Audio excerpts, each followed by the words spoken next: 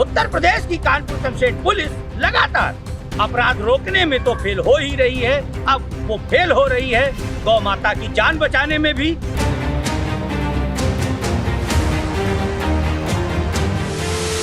कानपुर नगर में कानपुर शमशेर पुलिस के joint police commissioner Harishchandra ji को बजरंग दल के नेताओं ने ठीक बकरीद से 2 दिन पहले एक ज्ञापन सौंपा था और उसमें उन्होंने कहा था कि बकरीद के समय में गौ माता की रक्षा की जाए, गौ माता को कटने से बचाया जाए, और उन्होंने वादा भी किया था कि वो ऐसा करेंगे, लेकिन उन्होंने अपना वादा लगता है पूरा नहीं किया है। बजरंग दल के नेता कृष्णा तिवारी ने अपने पदाधिकारियों की अगुवाई में पुलिस के अधिकारियों को थाना कर्नलगंज क्षेत्र स्थित एक स्लॉटर हाउस में मृत पड़े गौवंशों को आपत्तिजनक स्थिति में दिखाया है।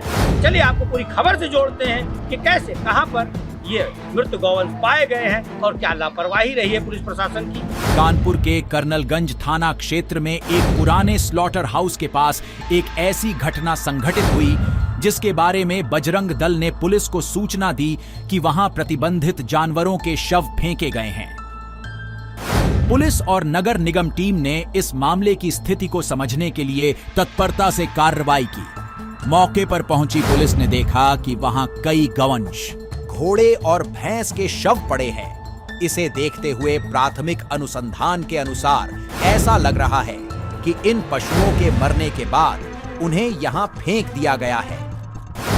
उपर्युक्त स्थिति को लेकर पुलिस ने अब गंभीरता से जांच शुरू की है और सभी शवों को नगर निगम के डंपिंग यार्ड में भेजने का निर्णय लिया है। इस दृश्य को देखकर सभी लोग आक्रोशित हैं और यहां तक कि श्रीमान योगी आदित्यनाथ ने ऐसे मामलों के खिलाफ बिल्कुल स्पष्ट दिशा निर्देश दिए हैं कि प्रतिबंधित पशुओं का वध किसी भी हालत में नहीं होना चाहिए। अगर किसी पशु की मृत्यु हो जाती है तो उसका अंतिम संस्कार किया जाना चाहिए। जिस तरीके से कानपुर को एक तरीके से जिहादियों का गढ़ बनाने का प्रयास इन जिहादियों द्वारा किया जा रहा है और समय समय पर नए नए प्रकार के जो जिहाद निकल के आ रहे हैं, उसी में से एक ये आपका ईदगाह बना हुआ है। इसमें भी नाले के ऊपर पूरा जिहादियों द्वारा कब्जा किया हुआ है और यहाँ पर गौवंश, जो बड़ी मात्रा में अभी गौवंश प्राप्त हुआ है, सूचना के आधार पर जब हम लोग गए हैं तो वहाँ पर लगभग हज़ारों की संख्या पे देखा जाए तो अवैध स्लॉटर हाउस की तरीके जानवरों के शव मिले हुए हैं, जिसमें से 35 से 40 गाय के शव वहाँ पर मिले हुए हैं, जिनकी कटाई और छटाई का काम वहाँ पर चल रहा था। हम आपको आश्वस्त कर देना चाहते हैं कि अब शीशामऊ विधानसभा में कहीं पर भी किसी भी प्रकार का कोई भी जिहाद नहीं होने देंगे। इन जिहादियों को शीशामऊ छोड़कर अब भागना पड़ेगा। कहीं पर भी किसी भी प्रकार की अगर कोई घटना होती है तो उसका तुरंत उस क्रिया की प्रतिक्रिया अब इनको मिलेगी।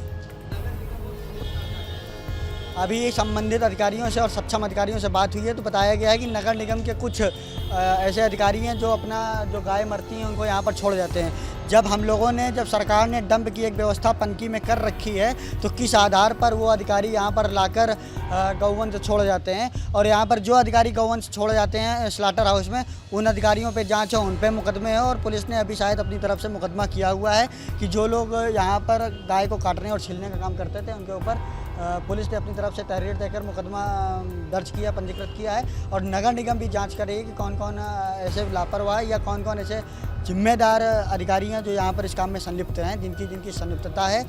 सिर्फ नौकरी नहीं जाएगी, इतनी कठोर कार्रवाई कराएंगे कि उनके जैसी मानसिकता रखने वाले जितने भी हैं वो करने से पहले कम से कम 100 बार सोचेंगे। ये बजरिया थाना कर्नलगंज के बीच में एक बड़ा नाला है जिसके जंगल टाइप का है वहाँ पर। वहाँ पहले पूर्व में कभी स्लॉटर हाउस रहा था। अब वहाँ पर जितनी भी कुर्बानी होती हैं उसकी सारी हड्डियाँ और जो स्किन होती है वो जानवरों की इकट्ठी करते हैं वहाँ पर। ये वहाँ से फिर लोड करके कहीं और भेजते हैं।